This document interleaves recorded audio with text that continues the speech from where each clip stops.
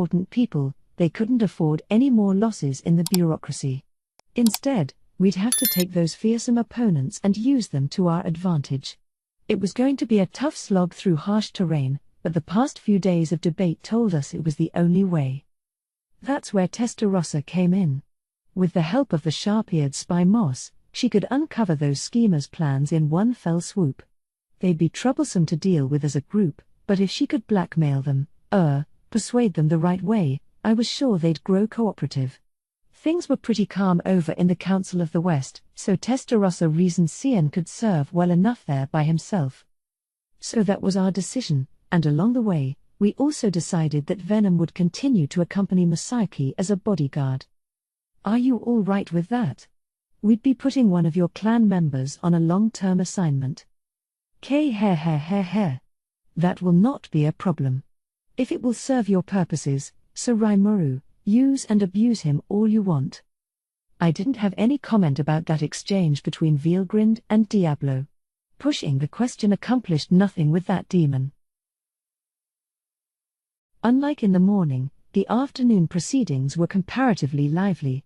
All the Empire's current issues were already laid out in the open, and we all conferred with one another to come up with solutions. It was a really worthwhile use of the time. We in the Empire will never forget all this generosity you're showing us. Whoa, we're still just planning this out, you know. Now we're gonna have to step up and make it happen, right? Thank us once all the work's completed. Ha. The work, eh? There's just no beating you, Lord Rimuru. Summing up national-level crises so pithily like that. Minutes chuckled over it, but his eyes were aglow, his passion set aflame by my words. I was happy to see his enthusiasm. We had our basic direction set in stone now, but we still had one problem we couldn't afford to forget. Garzel was the first to mention it. So, Rimuru, let me bring up the most important question: can you beat this enemy? Right, Michael, Feldway, and their servants. We still had threats stalking us, waiting for their chance to strike. Well, to be honest with you, I can't guarantee that I can.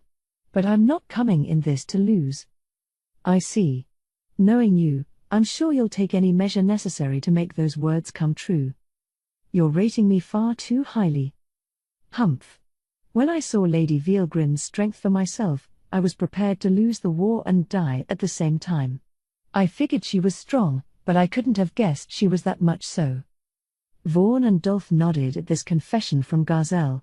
Yeah, when I saw Testarossa get taken down, I thought it was over, too.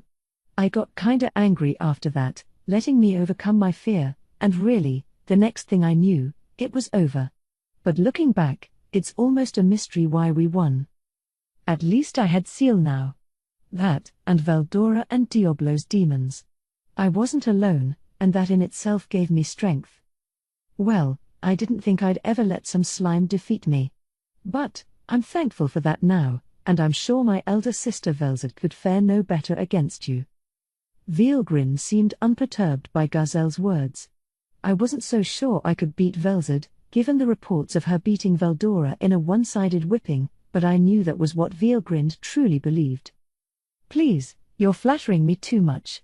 I'm a little embarrassed. Oh, quit being so modest.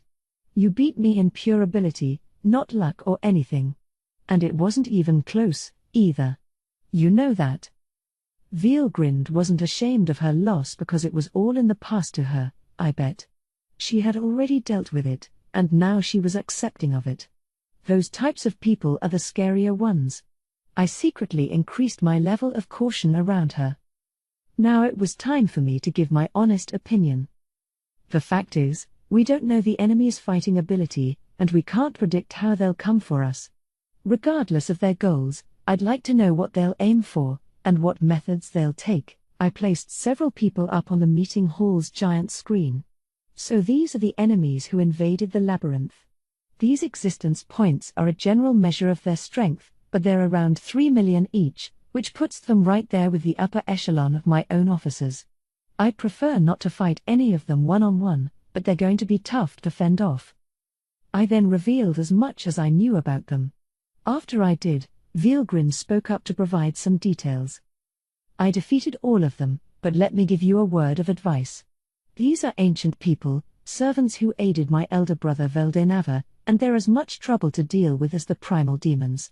Their actual bodies remain sealed away. What we saw earlier were just the weakened separate body versions. They can't be beaten by regular means, so all of us should remain careful here. None of us really knew how to react. Didn't Veelgrind have no trouble at all destroying them? That is the effect of Veelgrind's ability to leap across dimensions. Veelgrind herself can only make her leaps if she has a piece of Ladora's soul to aim toward, but she wouldn't have any trouble directing her strikes at those targets. I see. So Veelgrind could just trace the connection Cornu had to his separate body to destroy his main body as well? I believe that to be correct. This dimensional combo, capable of landing attacks across space and time, is impossible to escape even with parallel existence. Really? That's crazy. Veelgrind is just too awesome. I didn't know how much experience she had built over time, but she used all her abilities to a scary level of perfection. She had been great to start with, and now she was even better. Veldora had earned parallel existence as well, which he was delighted about, but I didn't think it'd really do anything at all for him. If he knew that, well, I'd pity him then, to be sure. I wasn't the only one who didn't know how to react to this news. The Imperials, along with Garzel and his team, seemed to chew over Veelgrind's words. To the Empire, Veelgrind still served as a last resort measure. If things got bad, she'd figure something out for them. Worgen, on the other hand, had problems. So we could not beat them? It seems so. We have no countermeasures, sadly. Vaughn. It's the truth. No point trying to act tough about it. We should be frank with one another and work out a solution, shouldn't we? You're not wrong, but... No, Vaughn's exactly right. We can't beat this enemy, but we still need to think about what we'll do when they appear. Lord Rimuru, based on what you know about Michael and the Mystic Lord's goals, do you think Dworgen might become involved? Didn't seem too likely, did it? I think you're all right on that count, probably, I said. Not that you'd be safe, I just mean you're lower on the priority list. Yes, Garzel agreed. If the enemy seeks to revive the god Veldenava, I suppose Dworgen isn't even a blip in their minds. Rude way to put it, but I suppose that's accurate. No matter. Rather disappointing to hear as a man of the sword, but as king of a nation, it does put my mind at ease. Garzel smiled. Regarding those methods, however, is the enemy that serious about this mission of theirs? You mean about gathering Sir Veldora and Lady Velzad's power to resurrect Sir Veldenava? A foolish idea at best, I'd say.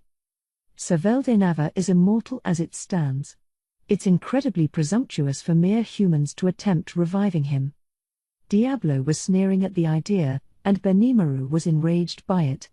It was a mystery why Veldenava wasn't waking up, but yes, true dragons were immortal.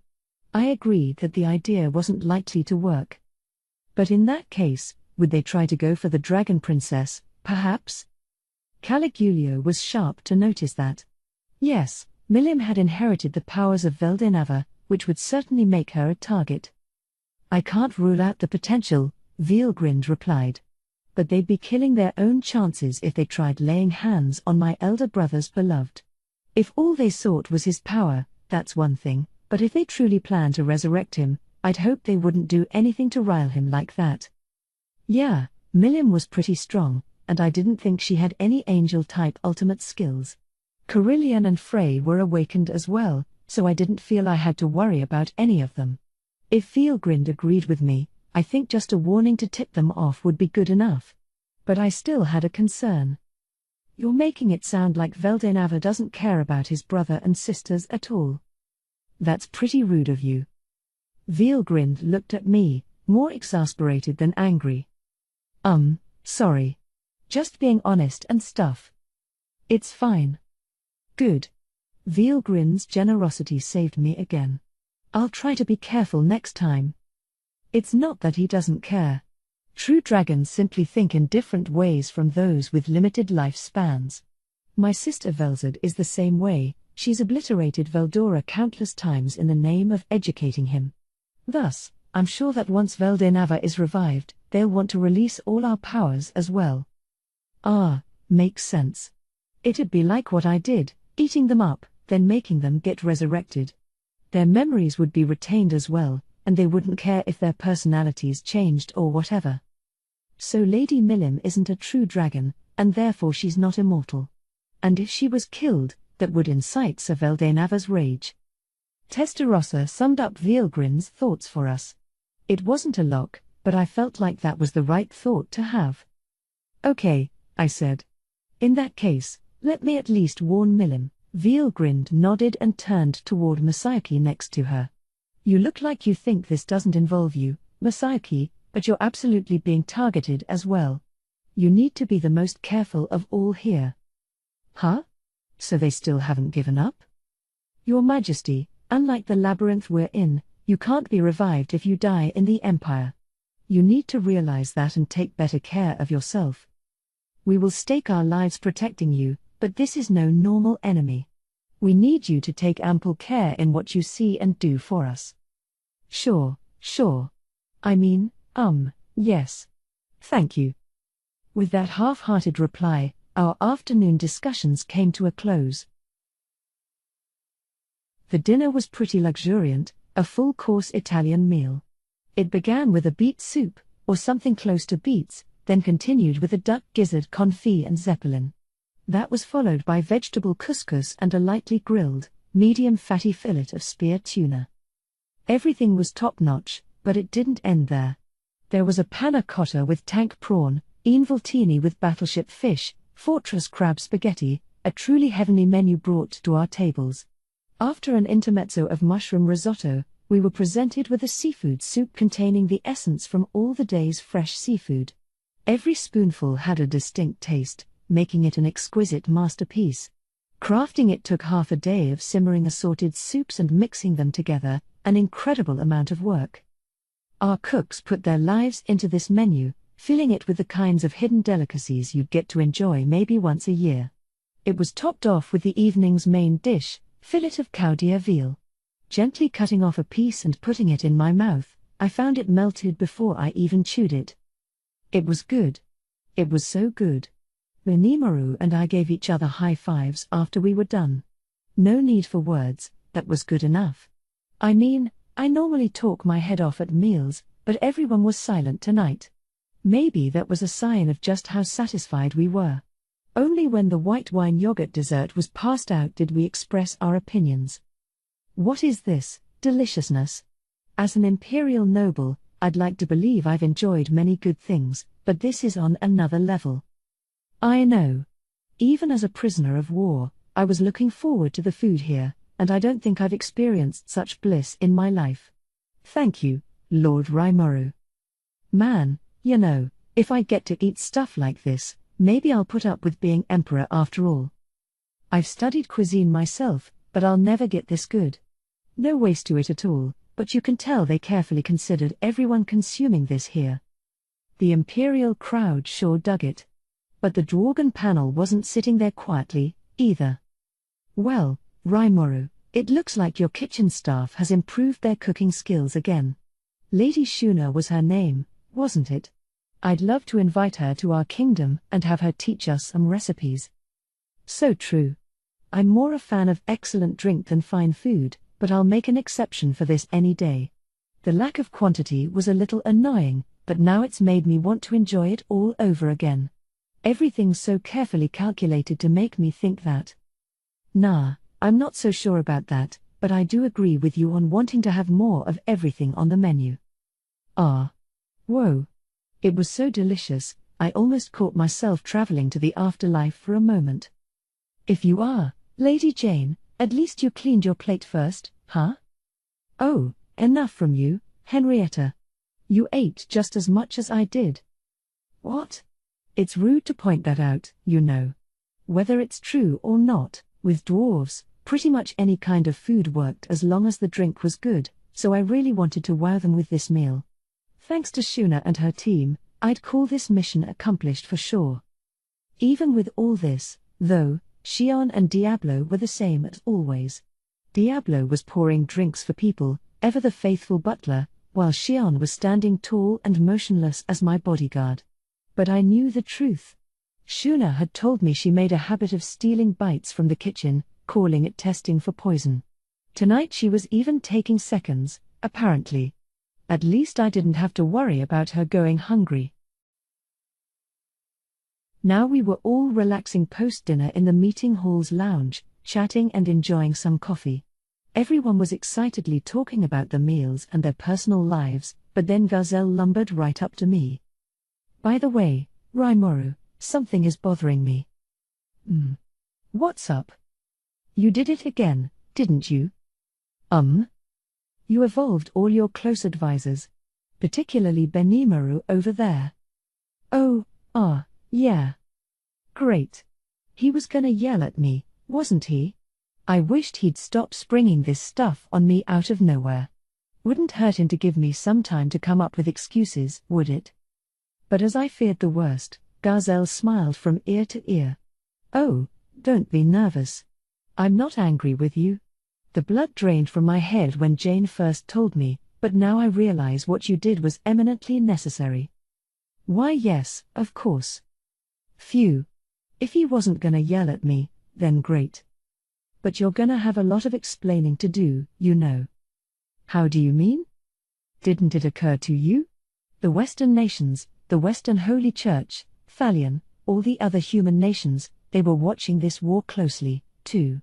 Declaring an end to it is fine, but you're gonna have to explain what happened during it, too. Well, I thought I could just make up some stuff. No way anyone would believe an earnest explanation. As long as I didn't tell anyone that my pals got evolved to awakened demon lord level, no one would ever find out, I don't think. I figured that fabricating some kind of story wouldn't be a problem, but... Yes, well, that would work with the Western nations well enough.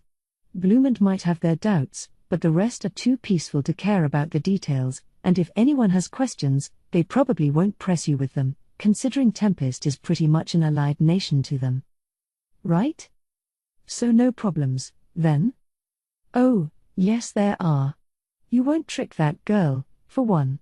She'll ask you for an official explanation, you realize. What will you do then? That girl? Oh. Wait, that one? You mean Ellie? Well, I already told her, so no worries there. Elmesia was worried about us as well, so Mjolmal and I talked things over with her. They were considering their moves if we faltered and Thalion had refugees on their doorstep.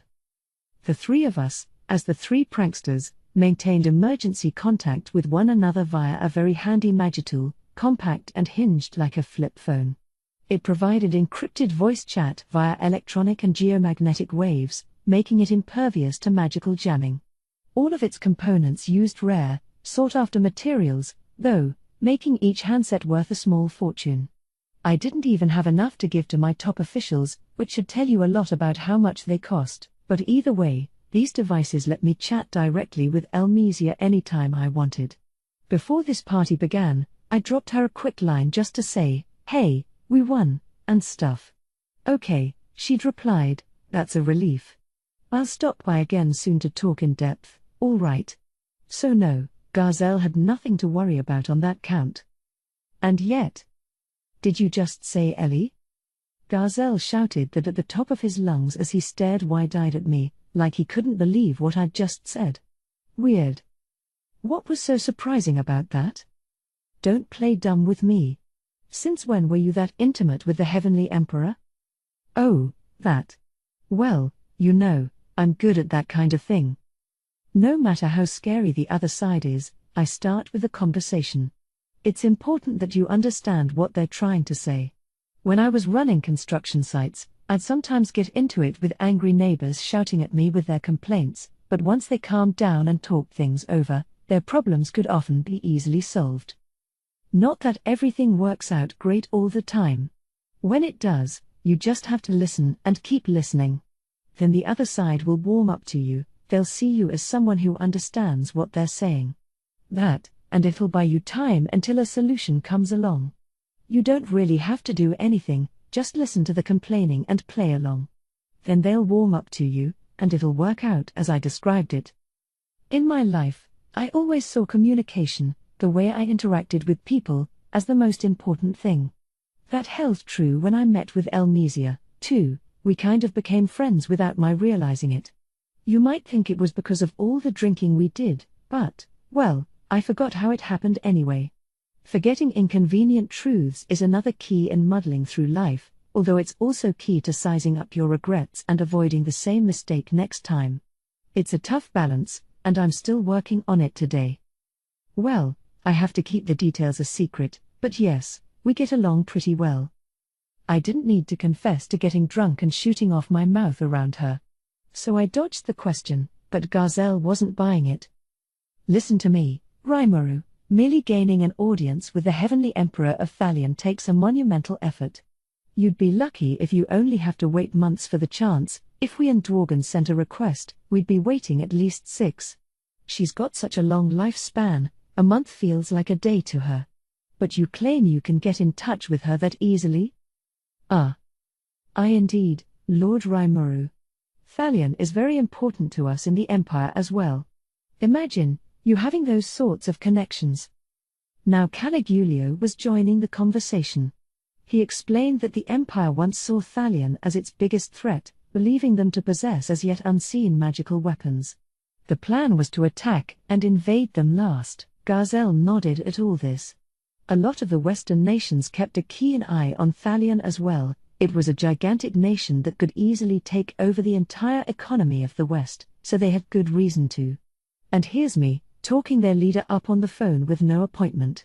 I wouldn't have known, but yeah, I was sure it sounded pretty unbelievable. It was the truth, though.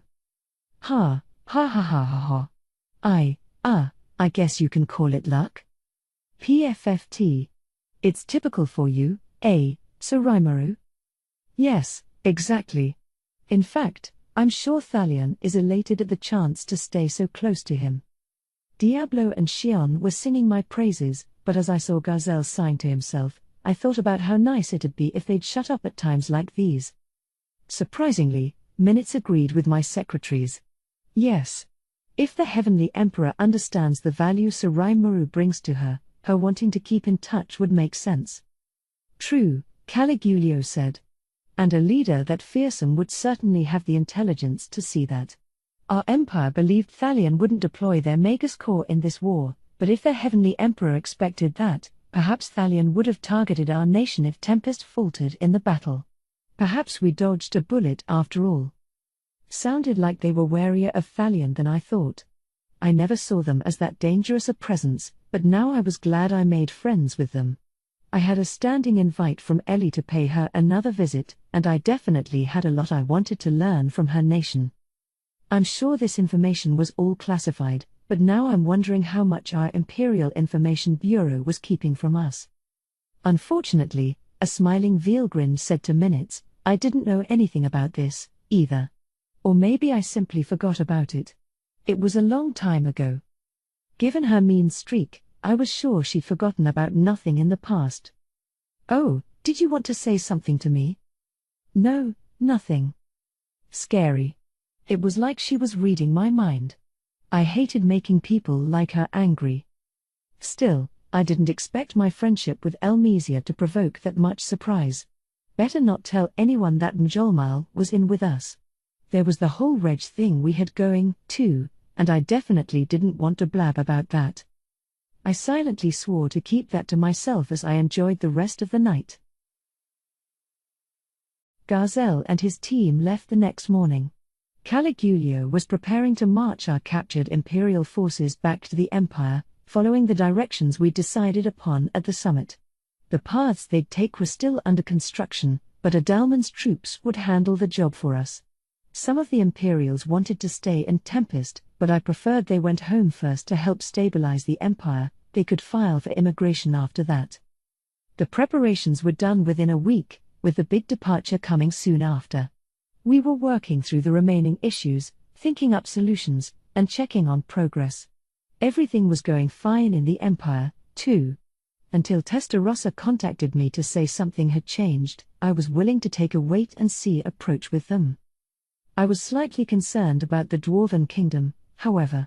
If a Seraphim-class enemy knocked on their door, Garzel and his armies would face tough going. The urban parts of Dworgen, though, were a natural fortress, further protected by a multi-layer defense system, and it wouldn't be easy to break through. If they could contact us before that system got breached, things should work out well. With that in mind, I gave Garzel one of my cell phones as a gift, instructing him to use it when necessary. That, and I deployed Ajira, one of our own, to Garzel's side. Garzel said he wanted to redouble his efforts on his martial arts training, and Ajira had expressed a desire to go out and see the world a little. He'd told me that he had some things on his mind he wanted to work through, and Carrera was all for letting him do as he pleased. Knowing Ajira's background, I wasn't too sure how to proceed, but I figured he'd need some time off, so I accepted the proposal. Now Dworgen was better prepared for a protracted war. Hopefully nothing would happen at all, but if it did, we'd take whatever action was required. Farmanus, home to Yeoman Company, was also being taken care of. Diablo deployed Ghidorah to that kingdom to explain matters to them. I hadn't conducted any private interview with him, so he had set off 2 days ago. He had his duties as Labyrinth Guardian to think of, but his demon Colossus, the thing he needed for his job, was gone. We didn't even have a burned-out shell or anything, so we'd have to rebuild it from scratch. The guys at the lab were all happy about that. Apparently, they had some new machine designs they wanted to test out. I was the one funding this, and this research certainly didn't come cheap, but they'd receive money from our treasury as well, so I told them to keep working on it until they were satisfied with the results. Their work would naturally take time, so we decided Ghidorah would stay in Farmanus for now. As for the Kingdom of Bloomond and the other Western nations, we had Cian covering those. I had sent Zonda over to assist him, and demons are generally capable of spatial transport, so they could handle most anything that came up. Honestly, I didn't see much strategic reason our enemies would strike at us from this area, so I wasn't planning any further measures than that. I doubted anything would happen, but if it turned out our enemies were in a human massacring mood, Guy wouldn't take that sitting down. He didn't want to see humanity wiped out, so I was sure he'd take action. He and Luminous, too, if the enemy tried any meddling in the area, nothing that required Guy's attention, Luminous and the Crusaders could handle that. I had alerted the other Reg members of this so Glenda and her team could step up behind the scenes, too. If things got too hot over there, I figured they could buy us enough time until we could work it out. Glenda had one of my cell phones as well, not her own but the one I'd lent to her so she could stay in contact with Reg. Since that gave us instant contact with the Western nations, we decided no further action was necessary unless we received an alert. The only problem that remained was the possibility of an unexpected traitor in our midst, I suppose. Regarding that, I believe it rather pointless to mull over. Can't say I agree with that, no. When push comes to shove, there's a big difference between being prepared for it or not. So, as I sat in my office looking through a report of war damage by region, I considered my biggest anxiety. I had told Garzel to be on the lookout if someone in Dworgen had developed an angel-type ultimate skill, but he just stared at me with this hangdog look on his face. "Listen to me, Raimoru," he said. "An ultimate skill is among the most vital secrets a country can hold. Our folklore says that Grand Wago, our first heroic king, possessed one of them, and even then we claim there's no historical basis for it. Only a very few people know it was the truth, not even Vaughn or Dolph are aware. And yet here's you, going on about ultimate skills at this party, as if it's completely normal to run into people like that on the street. So yeah." His voice got pretty loud at the end, but I guess that's the conventional wisdom in this world. Only a handful even know about the existence of ultimate skills, and realistically, nobody had any way to track down someone with an angel-type ultimate. It just wasn't worth worrying about, so I decided to quit obsessing over it. Then again, if I sat down and calmly thought it through, I couldn't help but feel that special someone might be pretty close to us. Guy and Luminous definitely had a skill like that. Leon's strength was extremely unusual, so I could see him sporting one, 2. Dagrel, I couldn't say, but even someone like Dino had one, so we should at least assume he did. 2. Just to cover our bases, speaking of Dagrel, Luminous mentioned to me that in the future, he'd take advantage of the Empire to start a war, something Chloe told her, she said. This current conflict, however, wasn't related to that. Why would Dagrel do that, I wonder? Or was he doing someone else's bidding? If Michael was behind it, we could take measures against it, and I thought we'd need to discuss it in depth later. What about Milim? Yeah, she could totally have an angel-type ultimate skill without my knowing. But I bet she'd tell me once I explained the story to her, and I was wondering how Carillion and Frey were doing as well. I thought I'd stop by and chat with them a while. As I let my mind wander around like this for a bit. Can you hear me? We are holding a Walpurgis Council right now. I know it's sudden, but all members are hereby summoned to the site. That is all. Out of nowhere, a voice rang in my mind. Hang on. Was this? I looked at my right hand. The ring at the base of my pinky, something I totally forgot I had on, was glowing. This was the demon's ring, which I'd received when I became a demon lord. That meant this was Guy speaking. I had never tried using this ring before, so I kind of forgot it had this feature. But, no time to think about that now. Shion, bring Shuna in. Yes, sir. Watching Shion happily dart off, I looked at Diablo. It's from Guy. They're holding a Walpurgis Council right now. Oh? With no advance notice? That is rather unlike Guy. And I cannot understand why Guy himself is reaching out to you. I was concerned about that, too. Guy was the walking epitome of pride and composure, not even his servants could talk to him, I heard. This was sounding pretty bad. I am here, my lord. Rimuru. What the heck, huh? Guy himself gathering the gang. This has to be real serious. Shuna had arrived, but Ramirez, who I hadn't asked for, flew in as well, dragging Beretta and Thraney behind her. Yeah, she's a demon lord, too, huh?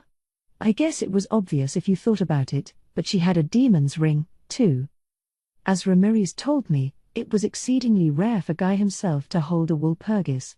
He occasionally would, back when there were just 3 demon lords, him, Milim, and Ramirez, but this would be the first time in more than a millennium. If he wanted us right this minute, though, I was sure it had to be an emergency. So yeah, Shuna, that's the situation.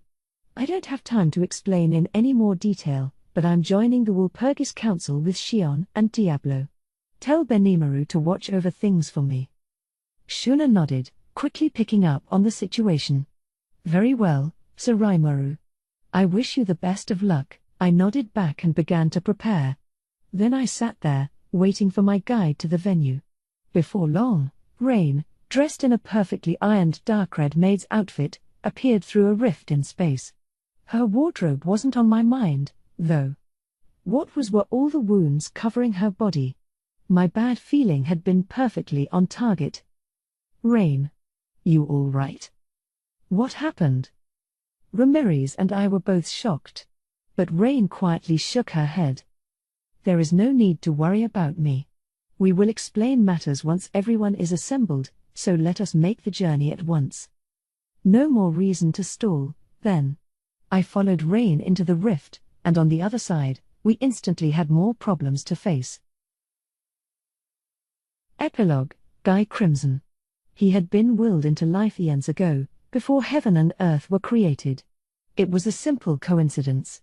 When Veldinava the Creator built 7 seraphim out of the great elemental spirit of light, that also gave birth to those associated with the shadows behind them. Those were the Devil Lords, the 7 primal demons derived from the great elemental spirit of darkness, and he was the first, the king of the underworld, the core realm of darkness. He was an absolute ruler, darkness personified, from the moment he was born, an arrogant king who forced all other demons to do his bidding. His brothers and sisters, to him, were no different from the many other clans that existed. They fought for supremacy, jostled one another for position, 2 of the primals even joined hands to challenge him. But he made them all bend to his will without experiencing a moment of pain. It was like child's play to him, but through it all, he discovered one thing. The primal demons were immortal, but if their heart cores could be crushed, they would be forced to serve the victor when they revived. As spiritual life forms, they'd be subservient to those they lost to. Once that truth was discovered, the remaining 4 independent primals fell into a stalemate. Not all of them, however. A lone holdout continued to trouble the king, but now that he had been called to the surface, his fate was separate from the others. Was this summoning a mere coincidence, or? There was no way to tell now, but in fact, that event would change the king's fate enormously. Called forth, he looked at his surroundings. He had grown lazy in the peace of the underworld, oblivious to the passage of time on the surface. The world, likely just created, already had civilization developing on it. Instantly, he understood that he had been summoned. This was magic, the ability to rewrite the laws of the world. The powers he enjoyed in the underworld were now limited. He could only produce the force of a newborn archdemon. That was enough for him, but lacking a body was tremendously inconvenient. He thought over why this had happened and quickly came up with an answer. He was in the demi-material world, not the realm of spiritual life forms. The space around him wasn't infused with magicules, simply being here consumed his at a ferocious rate. He had no relationship with the Creator. He didn't understand what changes had happened to the world. It was fascinating, he thought. But he did find the presence wailing about something in front of him displeasing. Back when he was the strongest demon in the underworld, nobody would dare try something so reckless and foolish. So he held out for a bit to see what this was about. The wizard who called for him gave him a long-winded speech. He was speaking in the first language, a magical tongue, so he had no trouble comprehending it. Deigning to hear this wizard out, he found the speech to be quite interesting. The world now had nations, all fighting one another for dominance. A variety of species had been born: the elves, the dwarves, the beastmen, the vampires, the humans, and all of them were fighting for survival. This wizard was known as a high human. "You have become my servant," the arrogant man told him. "You will follow the rules of this world and carry out my orders." The man commanded him to destroy the nations that competed for supremacy with the supreme magic empire, a nation attempting to unify the world under its rule. That, to him, was a simple task.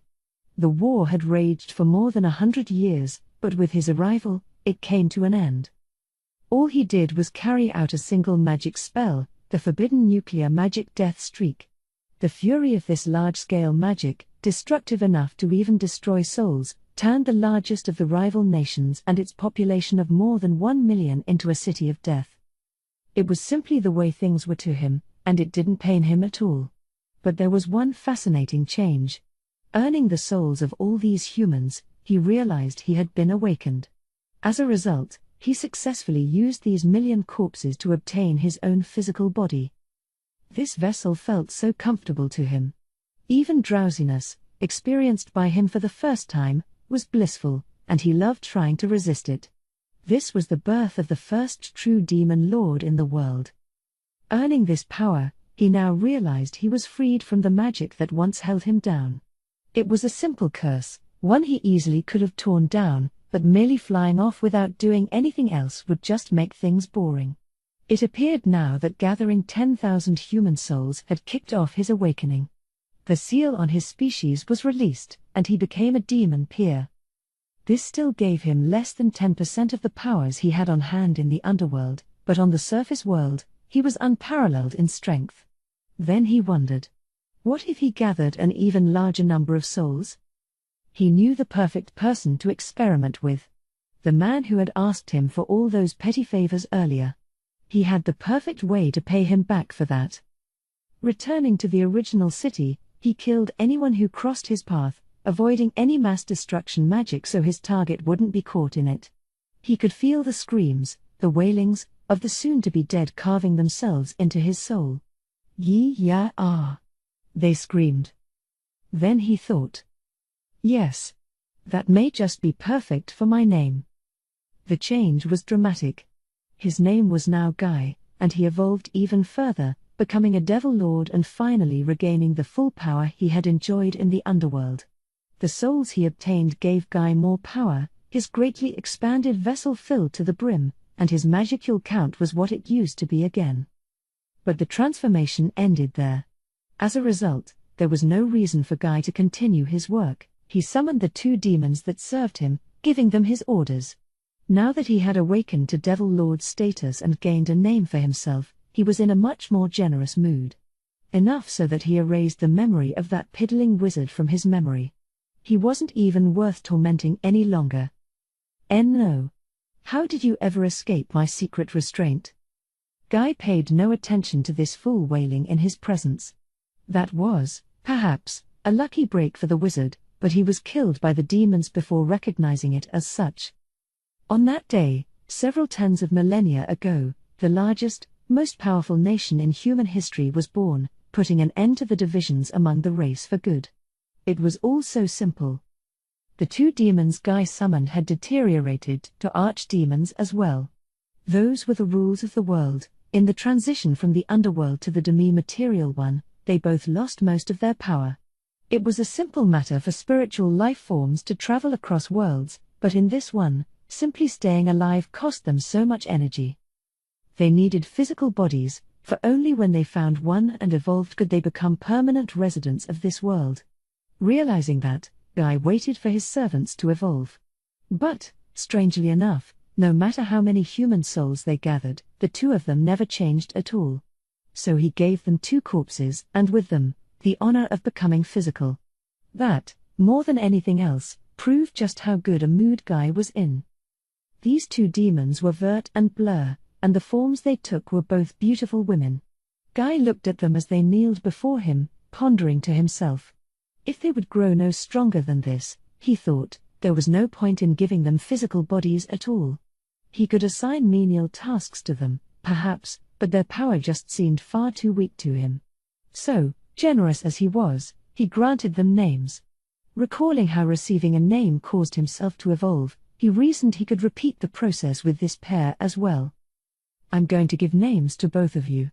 My pride refuses to allow those serving me to remain this weak. Guy made his declaration. For Vert, he would give the name Misery, styled after the misery expressed by the pained wailing of the downtrodden. For Blur, he would give the name Rain, for the rain that was falling on that day. Just as Guy hoped, the 2 of them evolved to demon peers. That was the beginning, the first day Guy and his servants left their mark on human history. The days wore on, fun enough, but still boring.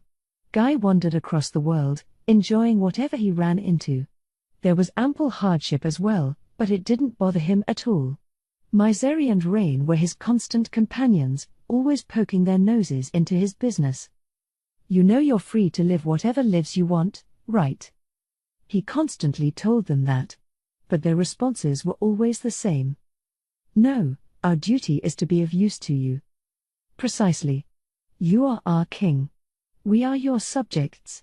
That is the eternal, unrelenting truth. So the trio's journey continued. At the same time, Misery and Rain summoned their own tribes, secretly building up their spheres of influence so they could provide all the riches and entertainment of the world to Guy, its ruler. Unlike life in the underworld, which was devoted entirely to battle and refining the strength of their souls, this world was full of exciting things to do. Nothing remained stagnant, everything was constantly growing. Cuisine, music, theater, dance, art, and so much more. Guy and his servants never grew tired of it. Hey, this is pretty fun, too, isn't it? Guy shouted out as he was joining in a dance, part of a festival held by a minority clan in a small settlement. He smiled at Misery and Rain, a rare sight for his servants that gave them paroxysms of delight. How wonderful! I thought these humans were frail and useless, but they have their value after all, don't they? Everything in the world belongs to Lord Guy, and a tool only has meaning when you put it to full use. Misery and Rain were sure of it all over again. To keep Guy happy with them, they learned a wealth of things in the places they visited. Their experiences lived on in their cooking, cleaning, song, dance, and music, the foundation of their roles as all-purpose maids, enabling them to grow and develop further. In the underworld, The weak were ruthlessly weeded out. Non-demons were exterminated, only those with utility as slaves were put to work. But in this world, even the weak had value, and once they realized that, it seemed like such a waste to destroy this world. Humans are truly the cutest little things, I said. Foolish, yes, but I could never bring myself to hate them. Some were foolish, indeed, but some were truly wondrous.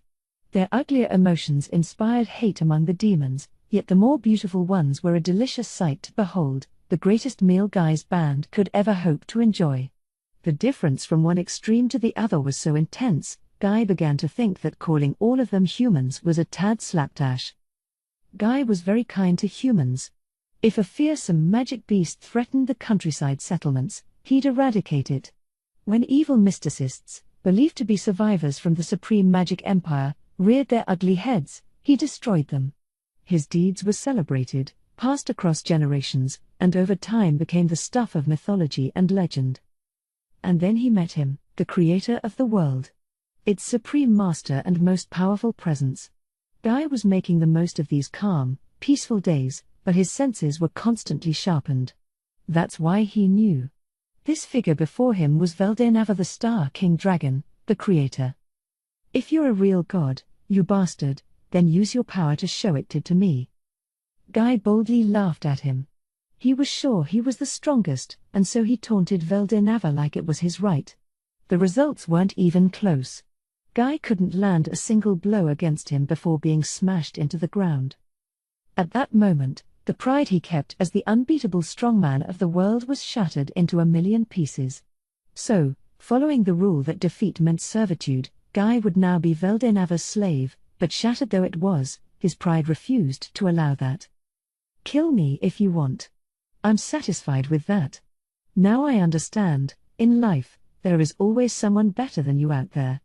There is no limit to this totem pole of strength, for I, too, must exist amid this unbroken rule of law. O great being, I take real pride in losing to thee. Guy sounded almost triumphant. But Veldenava just laughed back. Little man, I love all the things I have created. This world was once boring, but now it's growing more bountiful by the moment. Intelligent beings inhabit it, evolving to where they can communicate with me. And now there are powerful men like you, strong enough to withstand combat against me. Ha! You call that withstanding?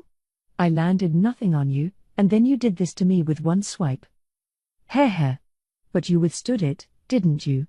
Millions of people would never even try to take me on, but you did. That alone makes me more than happy enough. Sure. We'll leave it at that. If you could, please. Also, I need to ask you a favor. A favor? A comfortable sort of satisfaction now filled Guy's mind. He found himself willing to listen to Veldenava. Yes. If the world keeps growing at this rate of speed, it will likely be destroyed within a few millennia. Humans get so carried away with their mistakes, you see. Sometimes doing the right thing isn't true justice, and doing the evil thing can save the world on occasion. They are imperfect, and that's why they're so lovable. It is not my desire to see them meet their doom. Veldenava was asking him to help prevent the world's destruction. It made Guy recall the supreme magic empire he'd torn apart, a nation driven by lust for power and authority to war against their own kind. I see. Yeah, that was pretty awful. If I'd let that nation survive, maybe they would have destroyed the world long ago. Guy was sure about it. But one question remained. Your prediction is much the same as my own. But something doesn't add up. What doesn't? Aren't you the creator? If you're the God who created us, you ought to be able to guide the world the way you want it. Why do you need to ask someone like me? Ha ha ha. Well, because I'm not omnipotent. When I was born, all that existed was my will. It was complete, fully, not a piece missing to it, a flawless existence, where all was one and one was all. I was the only thing in the world. Doesn't that sound boring to you? It made sense to Guy. It took someone like Guy to understand. Veldenava had deliberately cast away his own omnipotence. I'll bet he did. If he could see how everything would turn out, it'd be the most boring thing ever. Based on his own experiences, he knew that fighting nothing but battles he knew he could win got old after a while. Everyone in the underworld, except one person, feared Guy. It had been ages upon ages since any of the other demons challenged him. All that, and not even he was any challenge to Veldenava. Guy could see why he had thrown out his omnipotence. Yeah. I don't hate this world at all, either. I'll help you. He didn't waver for a moment. Guy liked this world as well. And whether he was now a slave or not, Guy truly wanted to lend a hand. Veldenava nodded happily at him. Thank you. You will become an arbitrator, my representative. I want you to watch the world for me. Huh? Your representative? You don't need to order me around? Of course not. I told you I hate forcing things on people. Oh yeah? So what should I do? Whatever you want. You can keep wandering around the world, or you could build a citadel to rule from. As long as you remind mankind that threats continue to exist so they don't get arrogant, anything works. Arrogant. Hearing that word made Guy realize just how suited he was for this job. Right. Then I will rule over the humans as a fearsome demon lord. If they have an absolute enemy to contend with, they won't have the time to squabble with one another. I like that. My apologies for giving you such a tough job, but thanks for picking it up. Sure. Not a problem. It was at that moment when the shape of Guy's mind took on a new embodiment, the unique skill pride. As the demon lord of this world, he proclaimed, if mankind grows arrogant, I will judge them in your place. Having his own pride crushed only served to deepen it. Thus was born a demon lord with powers equivalent to a god. Veldenava smiled. Glad to hear it. Let us continue working on this, as friends. Yeah. I'm gonna have a lot of fun. So Guy and Veldenava acknowledged each other as equals, becoming friends beyond their social positions. As he promised, Guy lived life as a demon lord. To allay his boredom, he monitored the larger settlements that appeared across the land. Over time, they became villages, and then the villages grouped together and grew into nations. It was all crude compared to the supercivilizations of the past, but the magic and technology quietly passed down manifested itself again, and things grew at a fairly decent clip. Watching mankind go about its business was fun. And over time, multiple nations took shape, and once again, small-scale conflict began to break out. Should I do something? Guy wondered. But he was always one to prefer taking action over stewing in thought.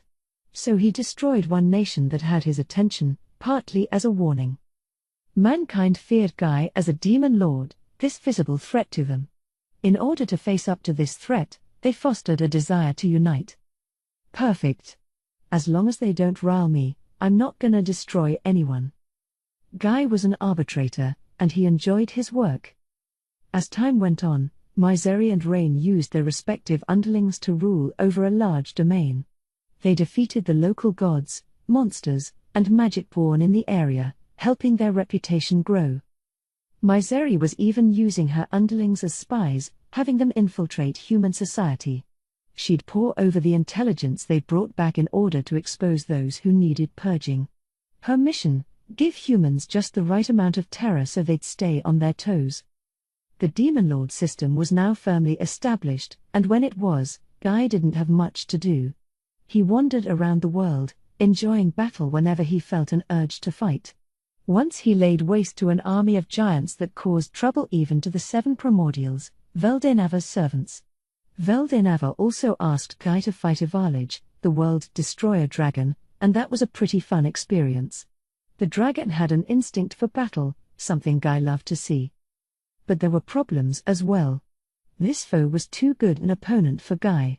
He wound up fighting against it for 3 months, and then he let it flee over to another world. The fallout caused substantial damage to the land, turning it into a waste as far as the eye could see. It was a hard but useful lesson for him. From now on, when he got serious, he'd have to choose his battlefields carefully. Guy looked down at the land from above. There, he discovered a familiar-looking castle. It was the imperial palace of the Supreme Magic Empire, the place from which he had been summoned to this world. Sensing fate at work, Guy designated it his own domain. Rain quickly put her servants to work, making the place livable again. With the right magic, the castle was rebuilt in a flash. It was around then when a white dragon challenged Guy, a beautiful one, with blue diamond eyes. Guy didn't know what her problem was, but she was itching for battle from the moment she opened her mouth. "My brother may accept you," she stormed, "but I won't." Based on the previous lessons he'd learned, Guy wanted to select a battlefield befitting his opponent's abilities. But this dragon was blowing sheets of ice and snow at his castle from above. At this rate, he couldn't afford to worry about the damage. Anyone still alive had long since evacuated anyway, and the castle could always be rebuilt. It had put Rain and her underlings through some hardship, but that didn't matter to Guy. Besides, after letting the world destroyer dragon get away, Guy was eager for some action, and the sight of a new challenger made his heart soar. May as well enjoy this, he thought, and so he brought out his full force against her. But even when both sides fought all out, neither of them could seize victory. This was Velza the Ice Dragon, Veldenava's younger sister and the oldest of the female true dragons. Only Veldenava outclassed her in magical count, and even Guy couldn't fully defeat her. But from Velza's perspective, it was Guy who was the anomaly.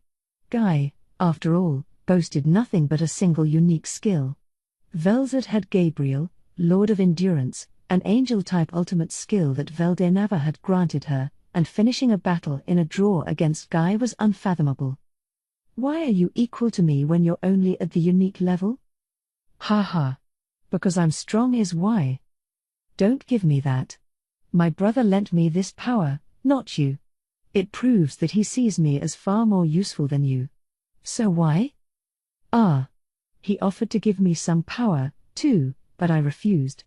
If we had a master-servant thing going, I would have said yes, but he wants us to remain equals.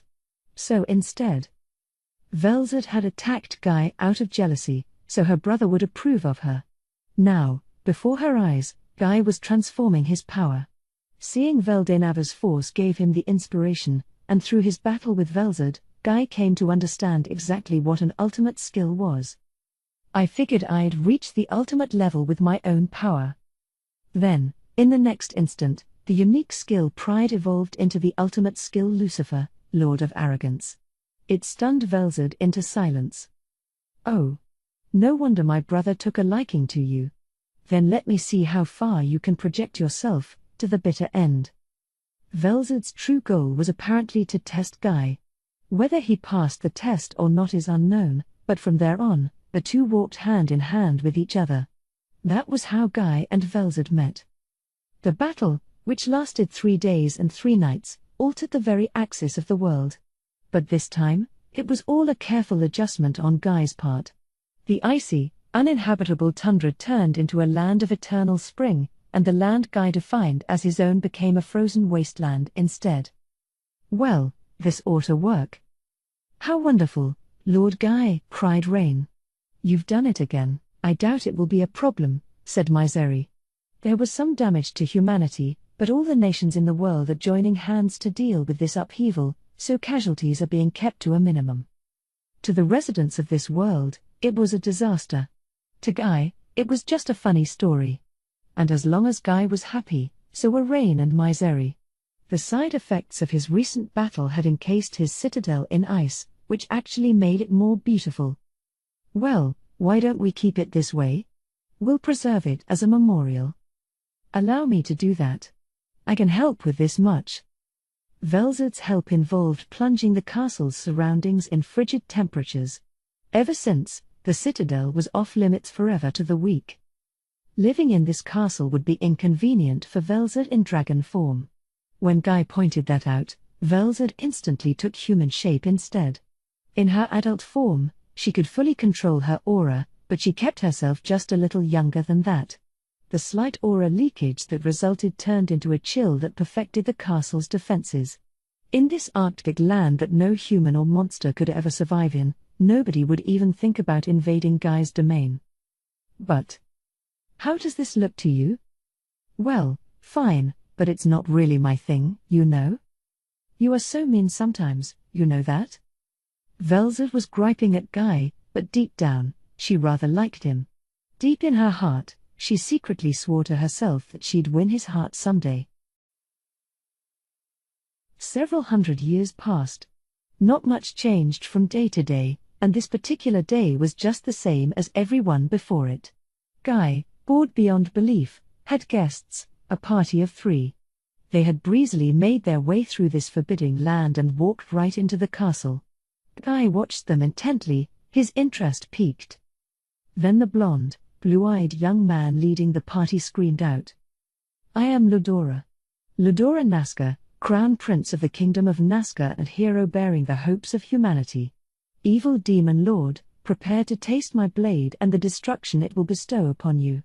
And give me all the treasure you're supposed to be hoarding, too." It wasn't the noblest of declarations, but that pure, refreshing ambition of Ludora's charmed Guy. "Ludora, my brother. You're sounding every bit the demon lord he is. Yeah, you're useless. It's all greed with you, isn't it? If you wanted money, I can make all the money you want. Oh, come on, grin. Stop spoiling my brother like that, please. At this rate, we're bound to lose, and then what will happen to us?" Guy watched as they talked to one another. They were certainly daring, or at least foolish. But one thing was sure. If they stood before Guy now, it meant they had defeated Misery and Rain. This funny trio must have been far more powerful than they looked.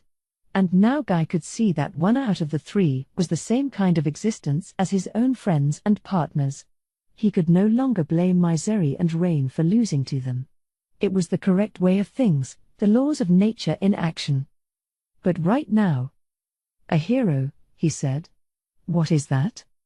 It was the first time he had heard that term. It had a sweet ring to it.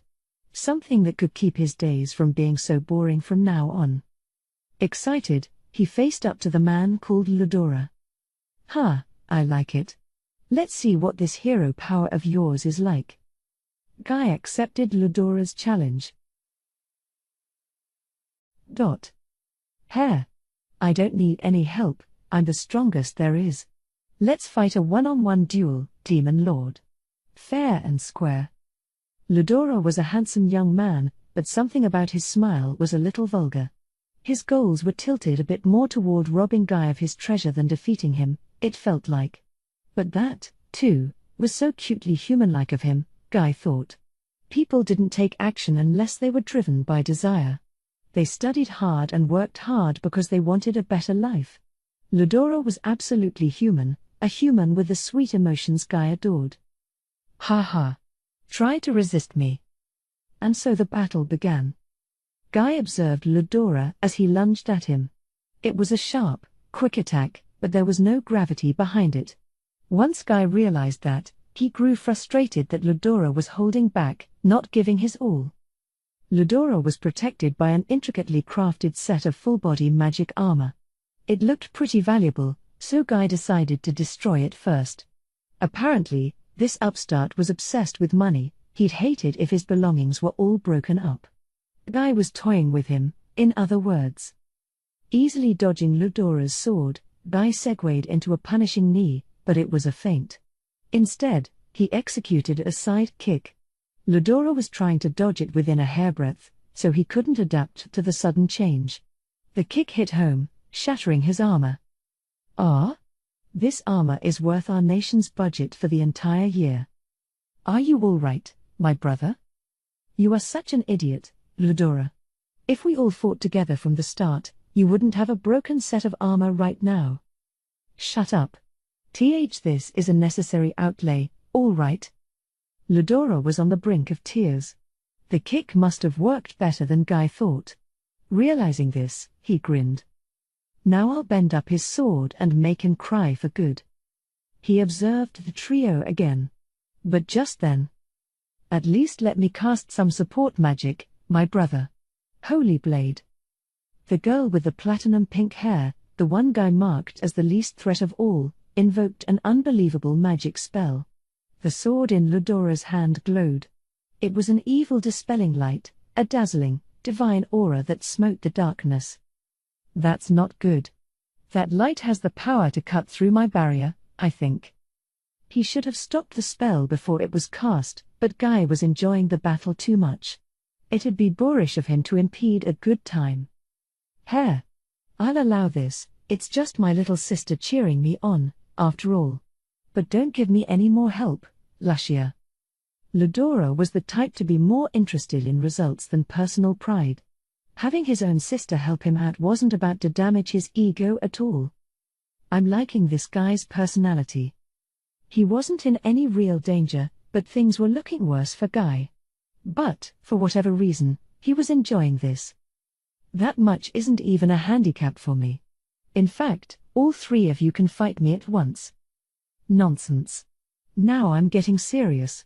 Prepare to die. It might have been a fairly generic thing to say in battle, but Ludora really was hiding a secret power. His sword sped up in the air, advancing upon Guy. However, Guy was expecting this. He smiled, wanting to keep it fun, then reached for Tema, his own blade. What? A demon lord using a weapon? That's dirty. Huh? I don't care what you think about it. But congratulations on making me unsheath my sword. Ludora had a vibrant, dazzling manner with his sword. It could also wound Guy if it hit him, so of course Guy would resort to weaponry. He was a proud demon lord, but he wasn't foolish enough to go too easy on a foe and lose. Ha! Like I'd ever want praise from a demon lord. No? Then I take it back. Wait. If you want to praise me, go ahead. Ludora was actually happy about it. Well, I could probably count the number of people who crossed swords with me on one hand. Ludora, was it? I've noted your name now. You should be proud. Guy, in a jovial mood, fulfilled Ludora's wish. Ludora replied with an earnest smile. You're pretty impressive, too, you know. I didn't think a demon lord could parry an evil smiting blade like this so easily. I owe you one for recalling my name. Let me hear yours before I destroy you. Pretty cocky for a human, eh? But all right, I like you, so I'll tell you. When you reach the underworld, state my name. I am Guy. This man screamed, Gi-ya-ah, at me before I killed him, and I use an abbreviated version of it as my name. Ludora gave Guy a funny look. Then he snapped out of it.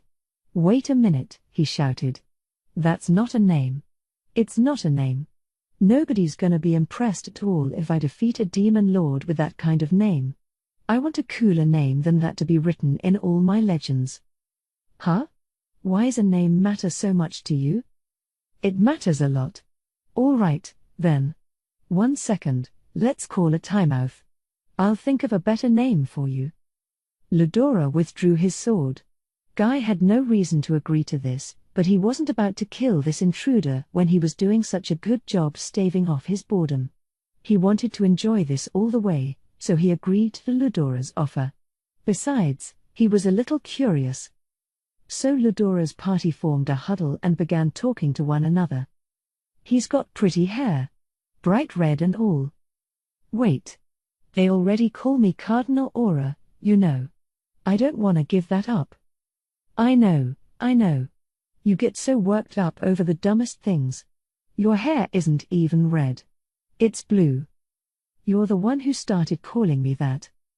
Yeah, I know. You're so bad at dealing with women, my brother. I bet Grin's going to dump you before much longer. What?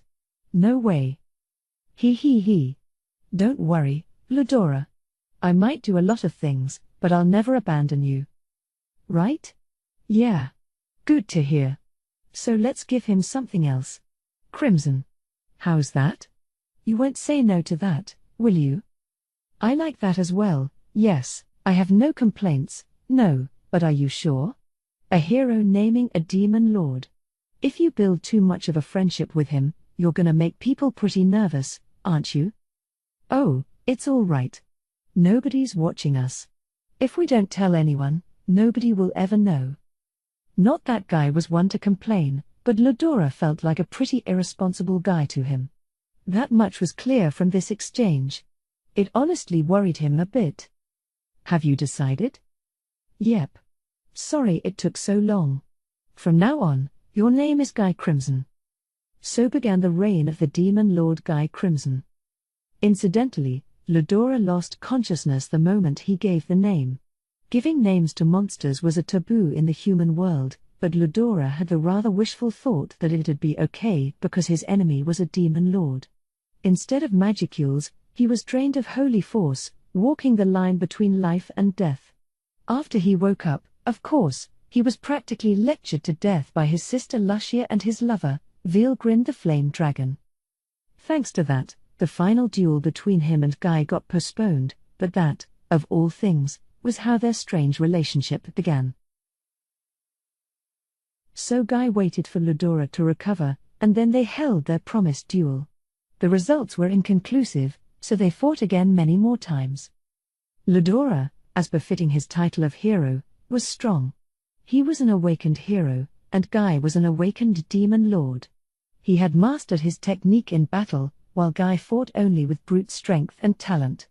They fought evenly with each other, but Guy slowly gained an edge over time, a natural result of his superior stamina. 3 women watched these proceedings: Lucia, Veilgrind, and Velzad the Ice Dragon. Velzad wasn't too interested at first, but as the battle heated up, she grew to enjoy the action. My, I see Guy's become stronger again. That's right, my sister. But Ludora's no slouch, either. It looks that way. I almost wonder if he's human at all. No doubt. And of course he's strong. Ludora's become my brother's apprentice, and he's been given some of his ultimate force as well. He's gonna get stronger, trust me. Oh? It makes sense, then. I'd prefer if nobody got hurt, though. The audience got along well with one another. I have some tea ready. We have enough for Sir Guy and Sir Ludora as well, since it looks like their battle's about to end. Misery and the demons under her were providing the tea service. This had become an almost daily occurrence as time went on. That, or sometimes the sisters would bicker with each other so much that nobody even wanted to fight. Velzad and Veilgrind got along with each other, but apparently they had their differences about education practices. Veldora the Storm Dragon, their newborn younger brother, was a selfish brat, storming around like a spoiled toddler. Why was that? Because you're way too hard on him, my sister. Why can't you give him a little love for a change? Oh, don't be silly. I love Veldora so much. I play with him all the time.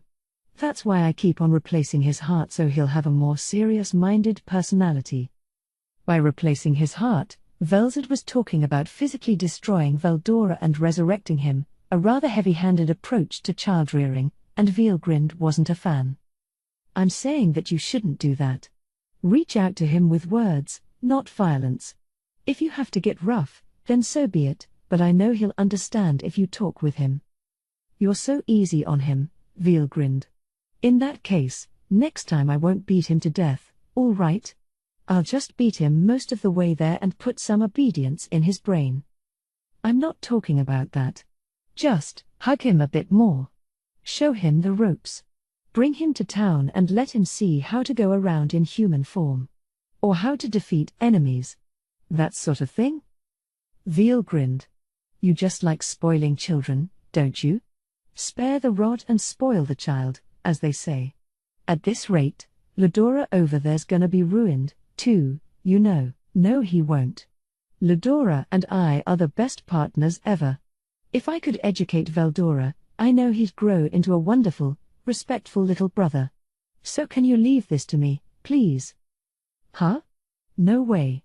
I can train him a lot better. In fact, I'll take care of him for as long as he needs. Oh, who's the one giving him too much attention now? Come on. It's my turn. And so they kept laying the blame on each other. Velzad was too harsh, Veilgrind was too easy on him, that sort of thing. To Guy, it was all the same. You need a balance of both. The problem with these true dragon sisters is that they don't know how to level it off at all. He was exasperated with them, although he'd never say it out loud. Whoa, We can't fight like this. Yeah. Better not bother them when they're trying to claim Veldora for themselves. Guy and Ludora got as far away as they could from them. The dragons put up a barrier for them during battle, but if they were too busy bickering, Guy and Ludora had to do it instead. Otherwise they'd sink the entire continent. They were all used to it by that point, but even so, Guy wished the sisters would argue someplace where they wouldn't bother everyone else. One man's fault is another man's lesson, as they say, but Guy and Ludora weren't getting any lessons from them at all. One day. Damn it, you're back again? Shut up. This battle isn't over until I win. Fighting was now the way Guy and Ludora said hello to each other. They started going at it like usual, and they'd keep going until they were exhausted. It'd always end in a draw, and then their usual arguing would start up after that. You keep talking about keeping it fair and square, but you fight pretty dirty, don't you? Guy was right. Throwing sand into his opponent's eyes was a given. The moment Ludora began fighting, he'd always put up a holy barrier to reduce Guy's force. Guy didn't bother checking for traps before the fight began, and Ludora knew that, so he tried to break out every type he could think of. Even his excuses were just awful. Look, if I win, that means I'm right, okay? Or more like if I don't win, then I'll never be on the side of justice. That's why I have to win, no matter what. As he proudly declared, a win was a win, no matter how it looked. Don't give me that crap. Do whatever you want, but at least stop calling it fair and square all the damn time. Guy had a valid point. But Ludora just snorted at him. Don't give me that crap? Don't give me that crap, man. That move you tried, I used it on you last time, didn't I? How many years did you think I spent mastering that, huh? Changing the subject, Ludora's secret skill. Nudging the conversation off the rails was how he kept Guy from putting him in a corner all the time. Ludora had received a royal education, so he had a knack for verbal gymnastics like this. Years? More like 3 weeks, if I recall. Right. Sir Veldinava was very impressed. The commentary from the audience made Guy roll his eyes. This move that was supposedly Ludora's life's work was nothing very intricate at all. He shot a look at Ludora and sighed. Stealing people's moves. You're the dirty one here. Ludora was still airing his grievances, but he had his own reasons, too. His arguing resulted from a certain panic in his mind. They were still equal in terms of raw power, but lately, he could feel himself being pushed around a little. Ludora could sense it most of all, and he knew that this couldn't go on. If I could fight fair and square and win, you know I would, man. He wanted to scream that out loud. But now, despite the lofty ideals he kept spouting, he was forced to use whatever trick he could to eke out victory. Guy looked pretty exasperated about it all, but he knew exactly what Ludora was thinking. In fact, he actually enjoyed the verbal arguments he shared with him. That's why he allowed Ludora to try whatever he wanted, and he also agreed with Ludora's victory at all costs approach. He had accepted Ludora as an equal long ago. Simply having someone who could fight evenly with him delighted Guy. Besides, just like Ludora said, Guy was growing stronger the more he fought. When you get an ultimate skill, that's not the end of the road, only when you master it does it truly shine. Guy learned that while battling Ludora. Right now, he was matching Ludora's style, fighting only with a sword, but even then, he was starting to overwhelm his opponent. If he added skills and magic to the mix, Guy was bound to win. But he never did that. Somewhere along the line, he started hoping for a tie instead of an end to their competition. That's why he welcomed Ludora's dirty tricks, but it was still just a matter of time. So Guy asked the question. Hey! The first time you fought me, how come you didn't strike a lethal blow on me? If you seriously tried to kill me instead of naming me and stuff, you had a chance, you know. That was the one question Guy just couldn't figure out. He was a proud man, and under normal circumstances, he'd admit to no chance of being defeated. A spiritual life form admitting that was as good as a loss. That's why Guy had avoided thinking about it all this time. He didn't believe he was being shown pity, and he didn't want to believe that. If that was the answer, he was afraid he'd kill Ludora in a rage. Much like Guy had the skill Lucifer, Ludora had one of his own named Michael.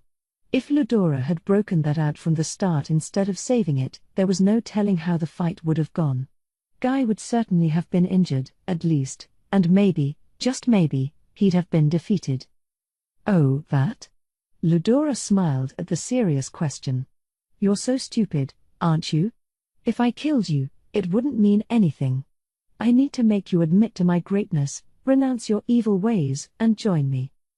Huh? Guy couldn't comprehend this. Heh. Someday, I'm gonna take over the world. That was the promise I made Veldenava the Star King Dragon, my friend and master. Ludora was apprenticing with Veldenava, Guy knew that much. The true dragon himself said so, and he didn't doubt it at all. But Guy never imagined Ludora had aspirations of world conquest. So, the job Veldenava asked of me was to prevent idiots like you from trying to conquer the world, okay? I know. That's why Veldenava told me to make you accept me. Damn it, Veldenava, Guy thought. You pushed him on me because he annoyed you too much, didn't you? There was the answer. Guy could hear Veldenava in his mind, asking him to teach Ludora about reality. Ludora bragged about how he'd make Guy answer to him, but he only came here because Veldenava wanted him out of his hair. But it was already too late. Guy was in the dragon's trap. And since he knew he liked Ludora, he was now forced to see him through to the end. If he didn't like him, he would have killed him from the start, but no point bringing that up again. Great, Guy thought wistfully. What an idiot he is.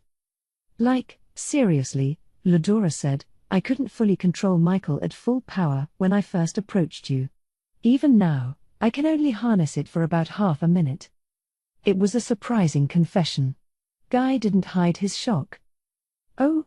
Come on. There's no way that's true. No, it is. The ability's something I borrowed from Veldenava, so. Ludora shrugged as he continued. Guy listened to him speak, and as he did, he felt two things: 1, none of this mattered to him, and 2, Ludora truly was a powerful person. An ability from Veldenava had the power to defeat someone like Guy, after all. But as he heard Ludora continue, Guy realized he had the wrong idea about him. This is a secret, but I'll tell you and only you about it. The skill I earned by myself is called Uriel. All the companions of mine who swear to me to follow my ideals and conquer the world and so on, all their emotions get pulled together and become this incredible ultimate power. He said he'd earned it himself, but apparently, Veldenava lent a hand as well. Still, it was impressive. Uriel was the manifestation of Ludora's own heart, and even among angel-type skills, it was on the highest level of potency. So I'm kind of trading that one in for Michael, but that one's a big handful as well. Uriel was really straightforward, The slay and protect abilities that come with it couldn't be easier to handle. But Michael has this ability called Rule that I just can't wrap my head around. The ability let him borrow any skill possessed by those he ruled over and take control of that person, truly befitting a leader ruling his people. But right now, when he was ruling nobody, it didn't pose that much of a threat. He couldn't use his ultimate skill on Guy, instead, he had to rely on his own tested strength. Wow, Guy said. That's pretty neat. The more people he ruled over, the more abilities he'd have access to, and then Ludora would get stronger and stronger. Eesh. I thought I was gonna grow more and more powerful until I finally beat him for good, but now we can have fun for a long time to come. The fun times would continue. Realizing that energized Guy. But Ludora continued. But look, I'm not really interested in ruling over anyone. I'm a man, and I want to fight people using my own strength. I'm just not really in a position to do that and stuff. You're not? No. I guess you're friends with Veldenava, too, so you got a right to know. Guy grew nervous. With his long lifespan, he hadn't given it much thought, but he hadn't seen Veldenava lately, Come to think of it. Did something happen to him? Well, normally, I'd be celebrating it, but... He got married to my sister Lucia. Married Lucia has his child at the moment. They're gonna be a genuine family. His child? A true dragon's child. That was a surprise. But a dragon eccentric enough to throw away its omnipotent perfection out of boredom might just decide to do that, too. It made sense to Guy. I guess these things happen, huh? He said. Yeah. And like I said, normally I'd be happy for them. But that's where the problems begin. The revelation Ludora had for him after that was beyond surprising. It was firmly disquieting news. It made Guy stand up and say, "Really?" staring Ludora in the eye. It seemed that Veldenava was little different from a human being at this point. He had told Ludora, with a slight chuckle, that he was now bound by a lifespan, something he never had before. It was a heavy truth to accept, one hard for Ludora to keep to himself, so that was why he told Guy. I guess that's in character for him, yeah, but what's he trying to do? I don't know. That's why I'm all worked up about this. But I think it's clear that I'm not gonna be able to hang out here and fight with you all day for long. Yeah. They looked at each other and sighed. Stop. I like you, all right. I have no interest in killing you, and I don't want to fight for real any longer. But I need to continue being a demon lord to keep the world from being destroyed. That was my promise to him. Guy really did like Ludora. Anyone who was friends with Veldenava was friends with him, too. He could never seriously try to kill him, and there wasn't much he could do about that. But he had to carry out his role as Demon Lord. That was the role Veldenava had asked him to carry out. As an arbitrator, he couldn't afford to place his thumb on the scales the world rested on. So Guy looked him in the eye as he said that. Ludora looked right back at him. All right. Wanna play a different game, then? A different game? Ludora nodded. He wasn't acting all bashful like usual, face deadly serious. Yeah. We'll stop directly fighting each other. Instead, we'll just use pawns and fight for control of the world that way. Honestly, I don't want to use Michael very much, but I don't have any choice. Veldenava gave me this skill to support my dream of conquering the world. I'm going to keep gaining followers, and as I do, I'm gonna keep getting stronger. I'll bet. Guy nodded. He knew that was correct. And I don't want to kill you, either. Remember what I said? I wanted to make you accept me. I believe that humankind can unite as one. Veldenava is all about diversity, but that doesn't mean we have to keep fighting each other, does it? If two people with differing opinions can respect and interact with each other, then great. And if you can't accept someone else's outlook, just keep your distance from them. War keeps breaking out because these different races, these different nations keep getting weapons they shouldn't have, but if they were all part of the same nation, we could just talk everything out instead, right? You think so? Because as far as I know, humans are way too foolish for that. Oh, I know. But I became friends with you, didn't I? Demon lords and heroes are supposed to be mortal enemies, and even they can get along. If we humans are all part of the same race, it's got to be much easier than that. Ludora argued that no arbitrator was necessary at all. But Guy couldn't agree with that. That's pretty wishful thinking. Humans are greedy little creatures, which isn't an evil thing per se. You need greed in order to explore all the grand opportunities before you. But if those desires come into conflict with each other, that naturally leads to infighting. Dumb animals know how to deal with each other a lot better, don't you think? If animals who became monsters through magic were kept constantly well fed, they stopped killing other creatures. They weren't all crafty that way. They just lived day by day, seeking as much pleasure as they could. But not humans. They were always thinking one step ahead, getting nervous, trying to build their fortune so they could hold out in any situation. That's what their instincts told them to do, and that's why the world Ludora wanted was a fairy tale. Guiding people through words alone was the most difficult thing in the world. Even getting your will across to other people in words without being misunderstood was a gigantic challenge. Guy knew that, and that's why he believed Ludora's dream would never come true. Yeah, well, I know that. Veldenava laughed it off as idealistic, but I'm convincing people, and I'm earning their support. Like, the chances of it working are all but zero, but go ahead, try doing what you want. And between you and me, Michael has this ability called Armageddon that summons this army of angels that destroys everything in its path. That's what I can use to rescue humanity. I'll destroy all the world's military might, all its civilization, and I'll suppress everyone's hyped-up desires. And as I do, I'll unify the world. We can do it. We can build an ideal world together. Ludora was asking for Guy's help now.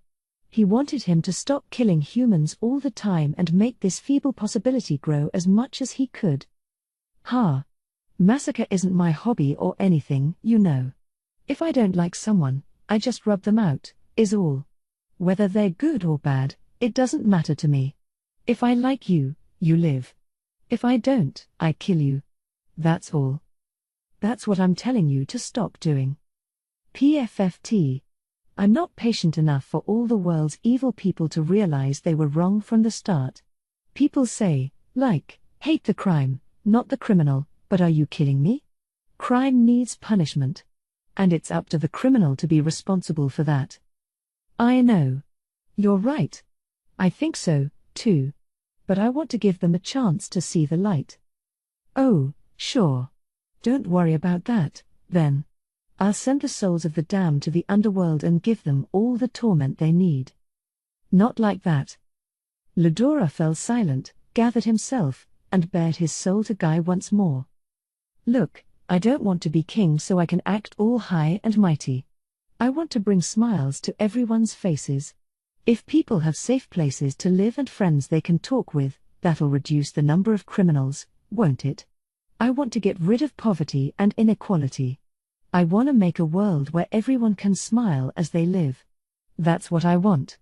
And I know there are some idiots out there you just can't do anything with, but I'll try to keep the casualties as low as I can.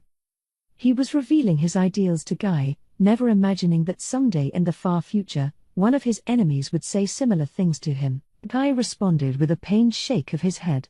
No wonder Veldenava laughs at you. I didn't know you were that much of a kid. But, well, all right.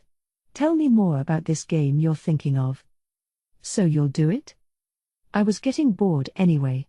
That game could be more fun for me. It wasn't that Guy was persuaded. He wasn't denying Ludora's ideals, he just wanted to see this to its conclusion. With a friend this stubborn, there was no getting through to them with words alone.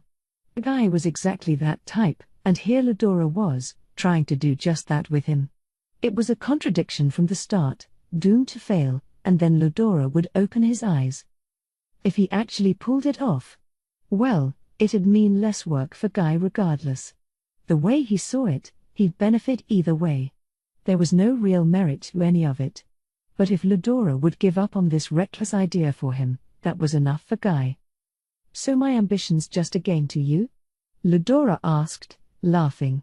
Then he carefully went over the rules of the game he proposed. They were pretty simple. The players wouldn't touch each other but instead let their underlings do the fighting. Guy and Ludora wouldn't engage in direct confrontation. If all Guy's friends fell, Ludora won, and Guy had to serve him. But until that happened, Guy could do whatever he wanted, and he was free to keep his promise with Veldenava and serve as arbitrator as well. Guy had almost no restrictions, but Ludora still felt he had a decent advantage. The original role of a hero is to prevent a demon lord, the principal threat and color of humanity, from going on a rampage. Guy was a calm, careful thinker, but his power was almost too much. One move from him, and the damage would be staggering. Ludora had stuck with him to prevent that, but that alone wouldn't make his dream a reality. If he wanted to begin his quest to take over the world, he needed to keep Guy from acting against him. But Guy could read this well enough. All right. I promise I won't touch you, then. I'll just gather up some demon lords to take my place and have them directly punish humanity for me. And I'll stop them from doing that. and then I'll unite the world before you start building a demon lord agency on me. It's gonna be tough, you know. It's kind of an ideal, after all. One even that soft-hearted Veldenava gave up on. Veldenava might have been a romantic, but he was also a perfectionist. Ideals were fine and all, but he had a colder side to him that immediately cut away things that had no chance of happening. Thanks to him throwing away omnipotence for the sake of experiencing genuine change, the ideal society he envisioned was no longer possible to implement. But to Veldenava, that was the right decision to make. A world that moved strictly on his own will didn't seem remotely interesting to him. Ludora understood all too well how the dragon's mind worked. That's why he shouted it out now, but even so, I want to put his mind at ease. He's got a limited lifespan now. He hasn't got any more power than a normal human being. He was so happy about the idea of dying together with Lucia, but he really was worried about where the world is going. And he's so preoccupied about the future his child will see. So I need to ease his worries, you know?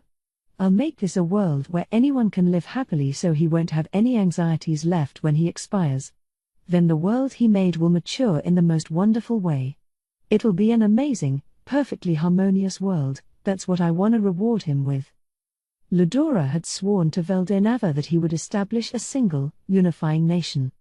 He wanted him to make his sister Lucia happy, and to do that, he swore to eliminate all unhappiness from the world.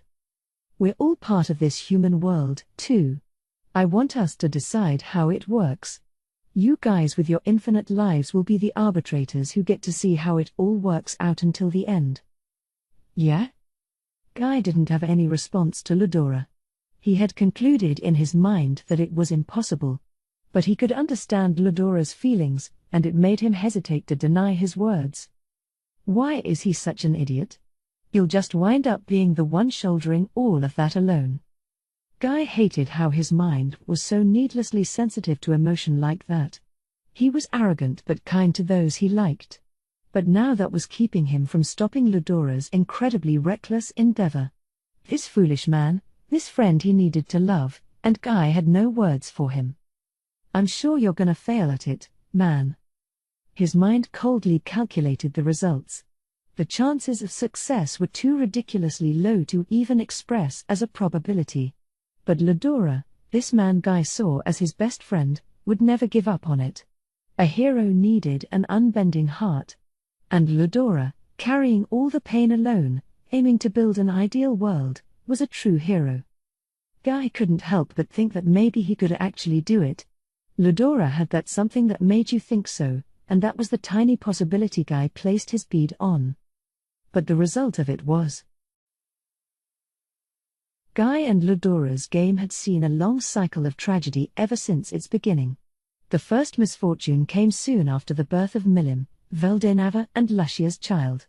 A terrorist attack occurred while Ludora was out on a campaign, the world of a rival warring nation, and the dastardly act took the lives of Lucia and Veldenava. At that moment, Ludora's dream audibly collapsed. I just wanted to relieve Veldenava's worries.